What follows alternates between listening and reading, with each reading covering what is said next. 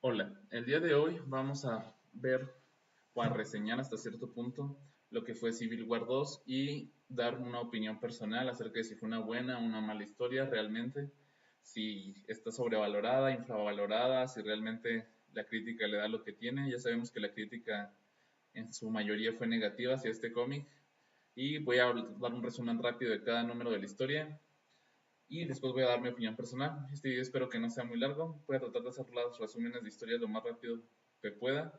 Y voy a dar bastantes spoilers, por lo cual si no han leído la historia, de preferencia les pido que se devuelvan a los cómics, los lean y luego ya regresen a este video. Si igual no les importa tragarse los spoilers de la historia, pues adelante, continúen viendo el video. Todo empieza en el número 0, en el cual vemos cómo se origina el conflicto. Todo empieza porque encuentran a un inhumano de nombre Ulises, el cual puede ver eventos futuros. Entonces, los Avengers son informados hasta cierto punto de que va a llegar Thanos a la Tierra, por lo cual tratan de detenerlo. Bueno, van a ver si realmente va a llegar para tratar de detenerlo. Después de un poco de especular, aquí vemos cómo Thanos realmente sí llega a la Tierra. Después de una pelea entre varias personas, entre varios miembros de los Inhumanos y de los Avengers, logran derrotarlo, pero sin embargo hay una baja que es War Machine. War Machine es asesinado en el primer número. En este periodo del cómic o de la historia, War Machine tiene una relación con Carol Danvers o Miss Marvel, que es la que se ve un poco más afectada en este número. Este número en México realmente compila lo que es el número 0 y lo que hubiera sido el número del Free Comic Book Day, que iba justo después del número 0. Es exactamente lo mismo, pero en México los compilaron los dos en el número 0, lo cual me pareció muy bien, ya que el número del Free Comic Book Day no era tan fácil de conseguir aquí en México, y si no lo ponían, pues iba a quedar la historia medio coja. Entonces pusieron este número después del número 0, que es la continuidad real que lleva. Luego tenemos el número 1. En el número 1 ya podemos ver cómo cada persona empieza a vivir el duelo de la muerte de War Machine hasta cierto punto. Vemos cómo Carol Danvers está destrozada hasta cierto punto emocionalmente y vemos también cómo tiene un poco más de visiones, se podría decir, Ulises, de lo que puede llegar a ser el futuro. También vemos cómo empiezan a reaccionar varias personas. Por ejemplo, aquí vemos a Tony Stark, que era el mejor amigo de War Machine. Vemos cómo reacciona negativamente, cómo se enfurece al saber la muerte de War Machine, ya que era su mejor amigo. Entonces, al caer en ira y al decir que al no estar a favor de lo que propone hasta cierto punto Carol Danvers, que es este pues prevenir los eventos antes de que sucedan, es decir, si Ulises tiene una visión de que alguien puede ser un peligro, arrestarlo antes de que lo haga. Tony Stark está al contrario, diciendo que no puedes arrestar a alguien antes de que cometa un crimen, que es una violación a sus derechos básicos, se podría decir. Aquí Tony Stark se enfurece bastante, por lo cual en el segundo número, ¿qué procede a hacer Tony Stark? Rapta a Ulises para estudiarlo, para ver si realmente es factible sus visiones, no tienen un margen de error y demás cosas. Aquí vemos cómo ya le está haciendo algunos análisis a Ulises. Lo que aquí hizo fue raptarlo directamente del reino de los inhumanos, a lo cual obviamente los inhumanos no les gusta nada y van a rescatarlo. En el número 3 se ve otro de los conflictos más grandes que hay en este cómic. Ulises tiene, bueno, lo rescatan previamente a Ulises y tiene otra visión donde ve que Hulk va a matarlos a todos, incluyendo el Capitán América. Digo, perdón, a Iron. Por lo tanto, van todos a arrestar a Bruce Banner. Unos a favor y otros en contra. Por ejemplo, Tony Stark está en contra de que sea arrestado. En cambio, Carol Danvers está a favor, aunque no haya cometido todavía ningún crimen. Se lo quieren arrestar, ya que por la visión de Ulises se cree que a futuro puede llegar a ser una amenaza. Sin embargo, antes de que se transforme o cause cualquier destrozo, antes de que Bruce Banner pueda transformarse, es atravesado por una flecha de Hawkeye, por lo cual asesina a Bruce Banner, a pesar de que este no se transformó ni hizo nada indebido, por lo menos no en ese momento. Inmediatamente Hawkeye se entrega Y posteriormente pasamos, bueno, así inicia el cómic realmente, pero seguimos con lo que sería su juicio. Aquí se pueden ver algunas escenas de su juicio y cómo transcurre. En este cómic no nos dicen si fue culpable o si fue inocente. En este número 4, por lo menos, no, perdón, número 3 no nos dicen. Y después de este número 3, en continuidad, seguiría lo que son dos tie-ins o dos historias que van ligadas, pero que no son parte de la historia principal, que son El Acusado, donde podemos ver la historia de cómo fue el juicio. Aquí vemos a Daredevil, que es el fiscal, ya que es un asunto de, pues, de mutantes, se podría decir hasta cierto punto, de superhéroes. Le dicen a Daredevil hasta cierto punto que lleve lo que es la fiscalía. Y aquí vemos cómo se va desarrollando el juicio. Luego tenemos el The Fallen, que nos habla de cómo la familia de Hulk, bueno, de Bruce Banner más bien, vive el duelo de la muerte del mismo y cómo reaccionan todos a esa muerte. Estos van entre el número 3 y el número 4, o sea, leen el 3 y luego salen estos dos. Luego tenemos, continuando con lo que es la historia principal, el número 4.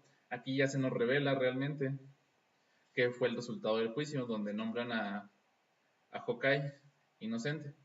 En la pelea contra Thanos, se me olvidó decirles que She-Hulk también salió muy herida, parecía que estaba muerta.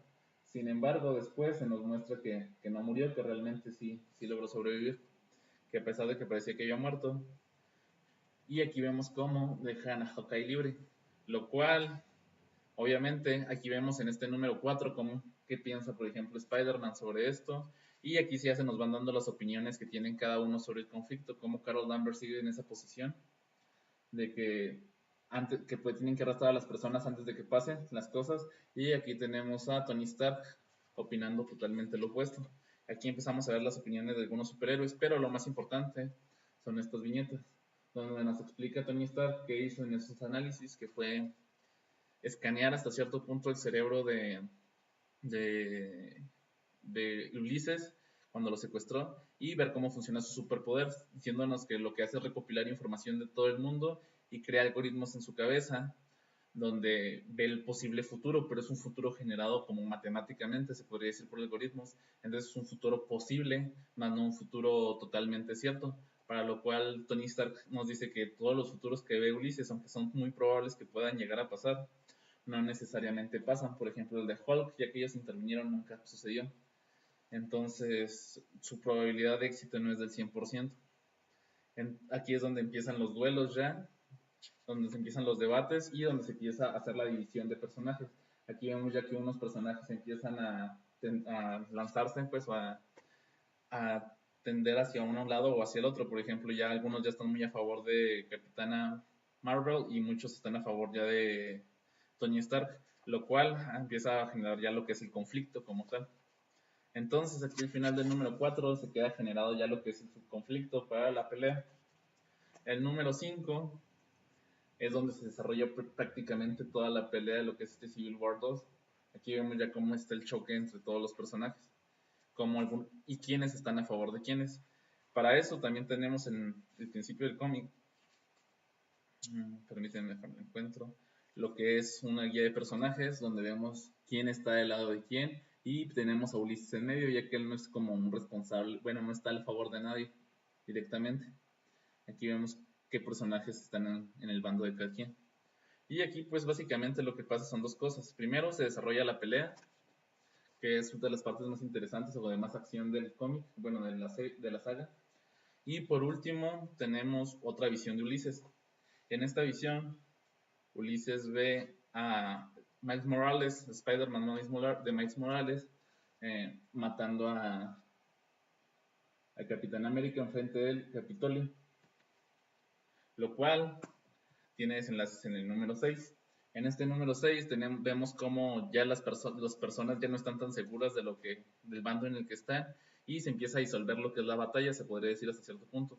Vemos también a Miles Morales muy afectado por esa profecía, no sabe realmente qué pensar, ya que esa profecía la vieron todos. Ulises con sus poderes ya más desarrollados, ya que los va desarrollando un poco más en cada número, se ve cómo hace que todos vean esa visión.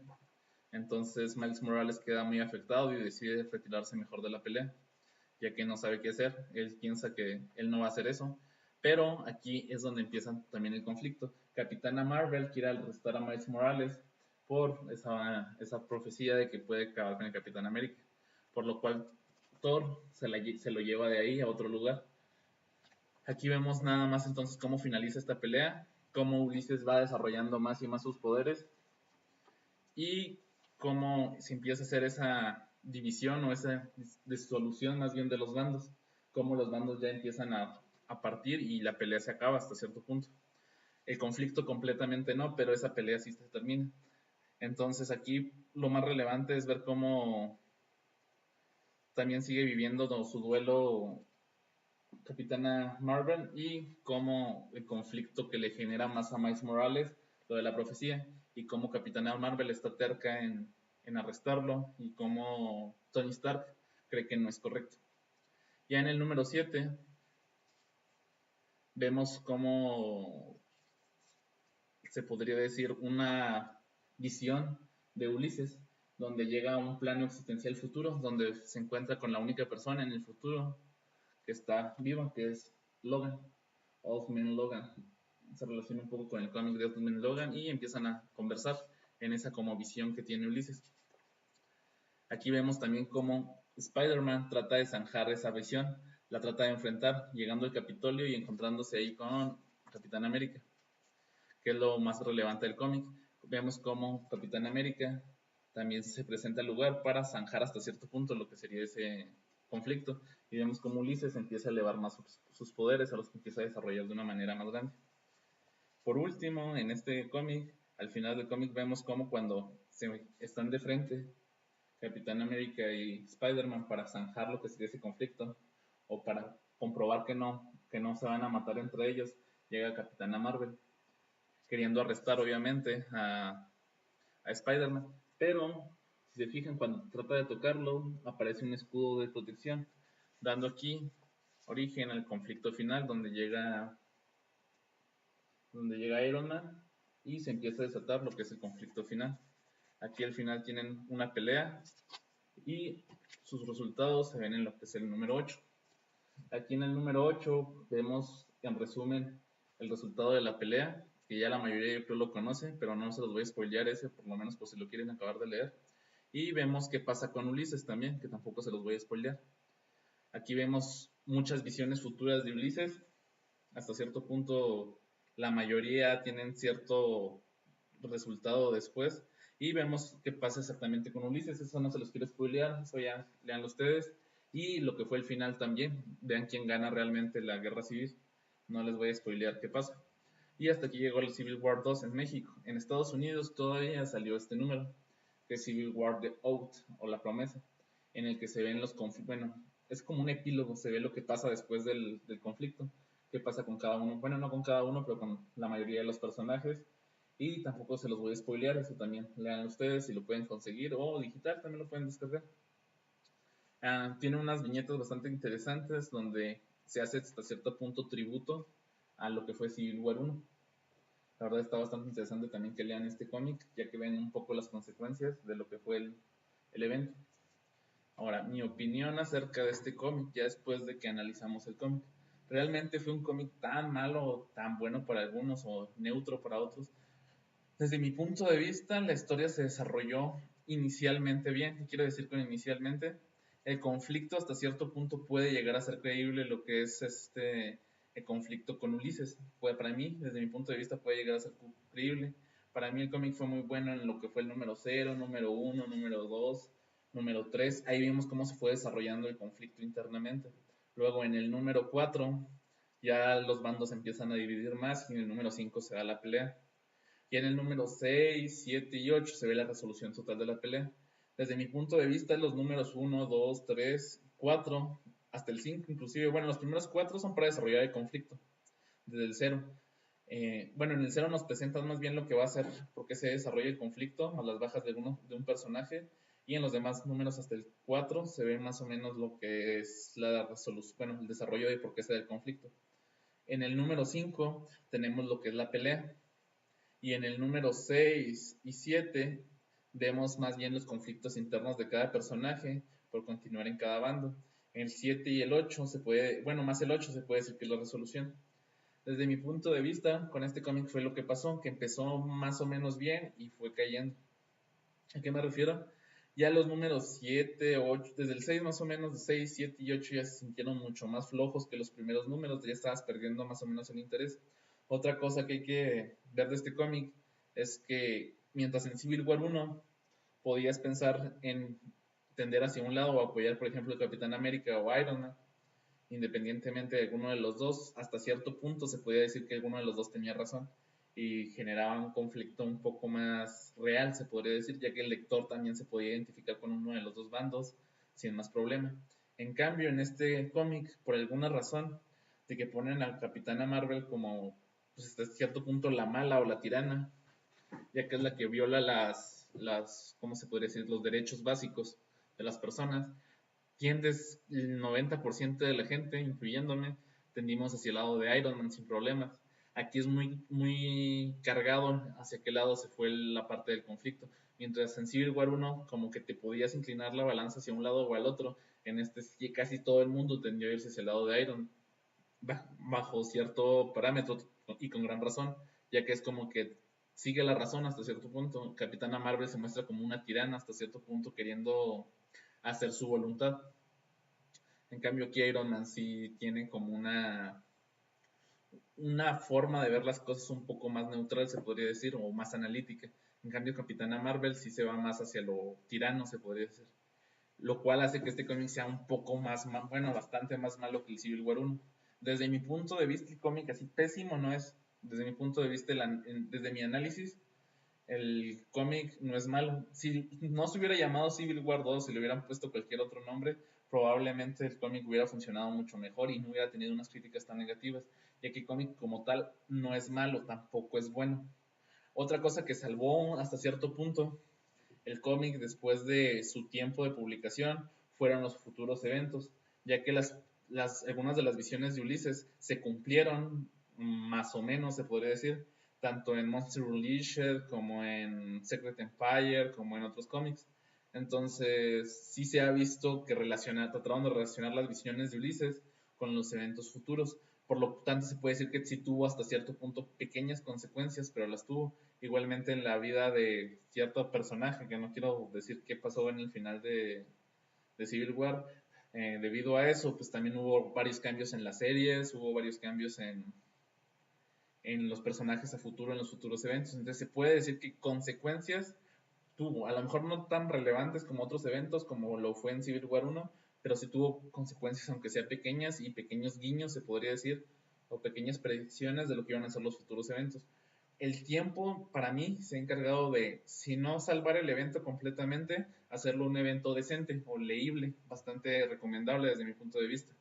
En cambio, si lo hubiéramos criticado o hecho la reseña en su día, para mí era una puntuación mucho más baja de lo que le pudiera dar ahora. Igual no le pienso dar una puntuación, pero desde mi punto de vista, el tiempo se ha como encargado hasta cierto punto de ir medio levantando el conflicto. Bueno, el conflicto no, el evento, de irlo medio salvando hasta cierto punto.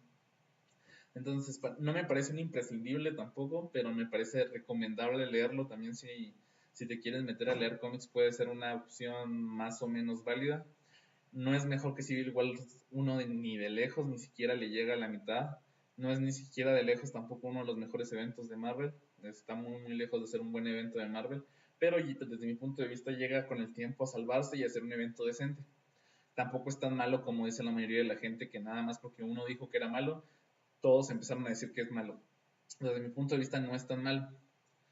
Tienen bastantes detalles que a la larga te vas dando cuenta que se van cumpliendo, por lo cual yo digo que es un evento decente. ¿Qué cosa no me pareció decente de este evento? Para empezar, el desarrollo de la Capitana Marvel y en segundo lugar la cantidad excesiva de tie-ins que tuvo.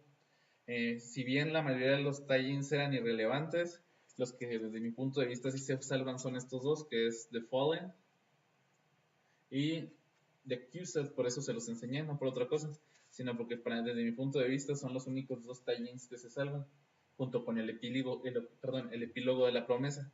Pero si nos vamos a The Gods, si nos vamos a la serie regular de Iron Man, si nos vamos a los de Amazing Spider-Man, la historia de X-Men estuvo más o menos buena también, pero realmente no tenía mucha relación con la historia, era más relleno que otra cosa, nada más para estar vendiendo cómics del evento.